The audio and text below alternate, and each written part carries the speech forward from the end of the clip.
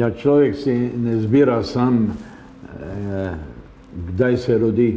In tako sem jaz bil v stvareh, ki so nekako pripeljale do države Slovenije že 40 let in takrat sem pa imel prav 50 let. Tako sem dal svoja študentska leta skozi v Mariboru in seveda ne bi želel izgledati kot kak disident ali kakšna avantgarda, čeprav seveda sem imel kar precej težav.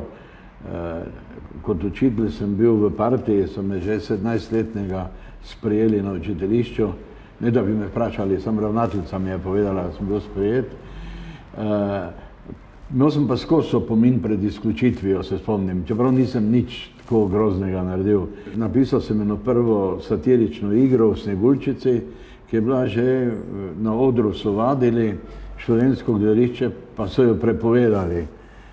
Potem je bil problem z Dragom Jančarjem, pa enkrat sem pijan nekaj o Titu v gostilno govoril. Tako da se je malo čulo, da sem bolj korajžen ali pa problematičen. Potem sem se seveda umiril, postal starejši, bil sem v službi v gledališču.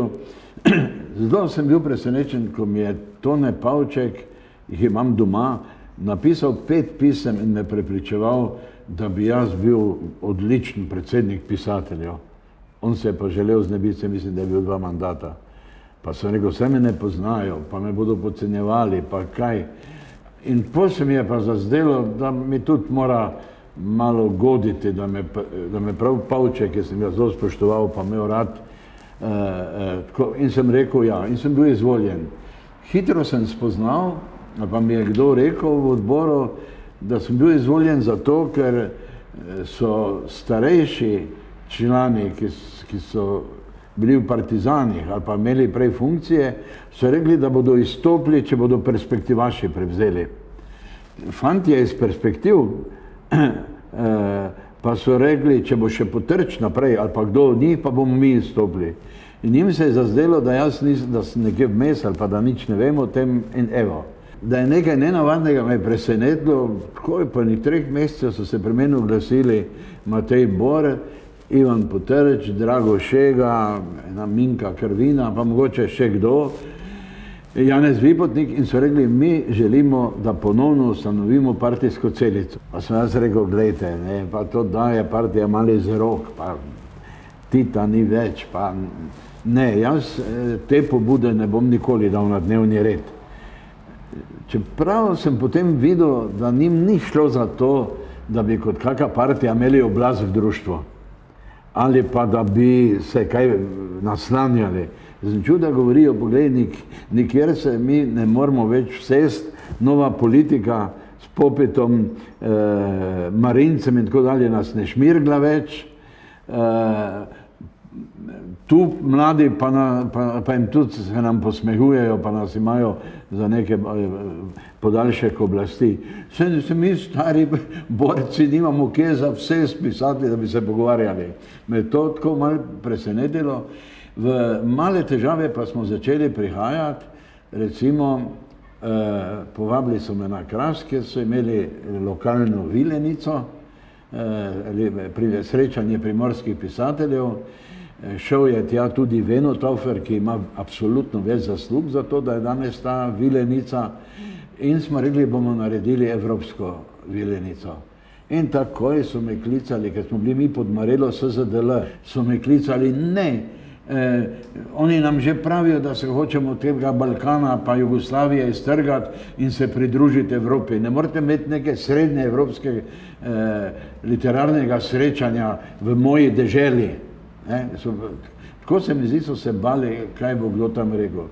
Potem se je začela kuhati albanska zgodba in srbski pisatelji, ki so zahtevali, da izključimo savez pisateljev, ali kako so se imenovali v albanščini, Kosova iz rednega društva in da morajo biti kot del srbskega. Seveda tudi drugi, ne samo Slovenci, nismo na to pristali. Veliko zasluge imel zopet Ciril Zlovec, ki je bil predsednik piscev Jugoslavije, in je bilo določeno, da jaz organiziram v Ljubljani sestanek vseh pisateljskih društev po republikah in da se bomo tu o tem odločili. da bo naslednji predsednik Jugoslovanskega društva iz Srbije in oni so takoj predlagali Bulatovića, ki je tu rekel, ko sem jaz tu rekel, pa pojdite vi v Prištino, pa se med seboj zmenite. Pa je tu notri vstal pa rekel, ja, ću ići v Prištino samo sa tankom. Potem jaz rekel, ne more biti on pol predsednik pisatelj, če tako govori, ampak še enkrat nisem bil edini, ki se je zoper to. Ne bi mogel reči, da je že kaj dišalo po samostojni državi. Pol imam še samo tako en ali pa dva tehtna dogodka, ko sem opazil, da se bo nekaj zgodilo. Ko je bil sekretar za kulturo Matjaž Kmecl, je nekje po televiziji povedal in objavil podatke, da Slovenska republika daje več denarja še 10 let po potresu v Črni Gori za Budvo, pa za ne vem katera mesta še, in smo sklicali neke vrste zdaj protestno zborovanje. Jaz sem dal predlog, da bi bil naslov zborovanja pod Cankarjev slovensko ljudstvo in slovenska kultura, kolegi pa so rekli ljudstvo, ne, mi bi radi šli korak naprej, pa je bil potem slovenski narod in slovenska kultura. In jaz sem v Cankarjevem domu rezerviral malo dvorano za 3 ure. Tam se je pa zbralo 1000 ljudi, poslušajte, in 2 dni smo imeli zasedanje.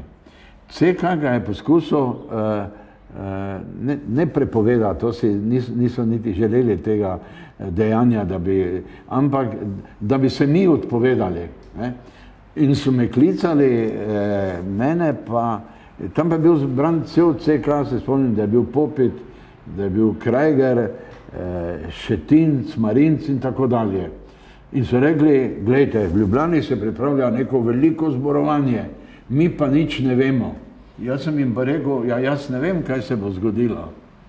Mi smo zbrali društvo pisateljev, da bi govorili o situaciji Slovenije v državi in o financiranju in o slovenski kulturi. Kaj bojo pa govorili? Mi se nismo nič dogovorili. In so potem se ti razburili, so rekli, gledajte, se norca dela, noče povedati, ne, kam smo prišli. Pol je celo nekdo povedal, kako bo izgledalo, neverjetno je pa absolutno res, je nekdo rekel, da je ta Tomšič, ki je demokratsko stranko ustanavljal in je delal v Litostroju, da bodo štrajkali delavci Litostroja in prišli pred vladno palačo in da bodo šli skozi Cankarjev dom. In se spomnim, da je tako udaril po mizi Janez Vipotnik, vstal pa je rekel, če se to zgodi, pa če bo prišlo do nemirov, Pardič, jaz te bom zgrabil za vrat, te postavil pred zid in s pištolo ustrelil. Jaz mislim, da celo ni bil trezen, no. Pa tudi nisem verjel, ampak sem videl, kak je bil način njihovega govora. Pa to vse skupaj se mi ni zdelo važno.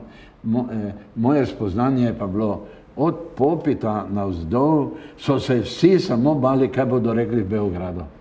Kaj bodo rekli? Bodo rekli, da imajo prav, ko nam to in to učitajo. To me je pa najsmislo, če se bo kaj začelo v Jugoslaviji dogajati, na njih se ne moremo zanesti.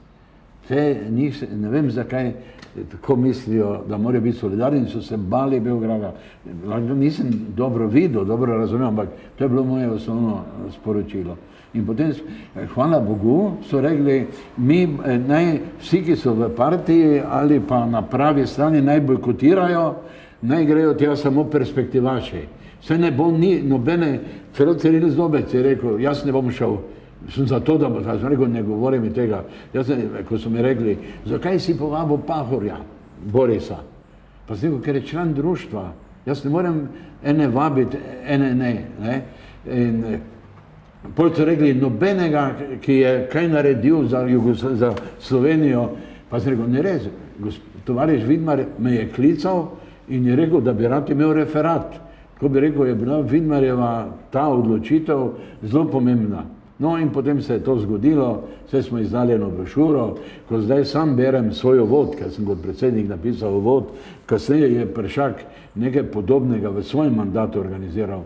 Je bilo bolj ostro, ampak ni bilo več takega zanimanja, ker je že bila država,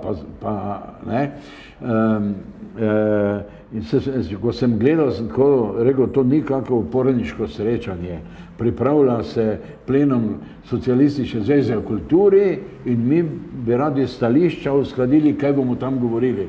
Ko se zdaj berem, vidim, da sem tako nekako malo nazaj, malo dejanje samo pa ni bilo nepomembno. In sem zadnjič na neki okrogli mizi poslušal, mislim, da se piše Gavrič ali kaj, enega zgodovinarja, novodobnega, je rekel, se spomnite, kaj je leta 85 rekel Parklič, kje so partija pa Socialistična zveza, da bi ljudem pojasnjevala, kaj je bilo v Rogu, kaj je bilo po vojni. Zdaj pa vsi samo nas sprašujejo. Naenkrat smo pisatelji postali skoraj politično društvo, namesto da bi politika to upravila. In to je nekako ta moj spomin, ker ko danes gledam, vidim, da imamo, ko smo imeli po partizanščini prvoborce, pa prave komuniste, pa druge, vidim, da je današnja generacija teh, ki so res bili v prvih vrstah, nič ne rečem, se imajo za prave osamosvojitelje, za polovico Slovencev pa govorijo, da so držali figo v žepu. To se mi pa zdi krivično do Slovencev, netočno in nastopaško in bi radi bili neka osamosvojitvena elita. So naredili veliko več kot nekateri drugi, vedeli so več, ampak si prisvojiti osamosvojitev pa je nesmisel, kaj šele pozabiti na vlogo društva pisateljev in intelektualcev.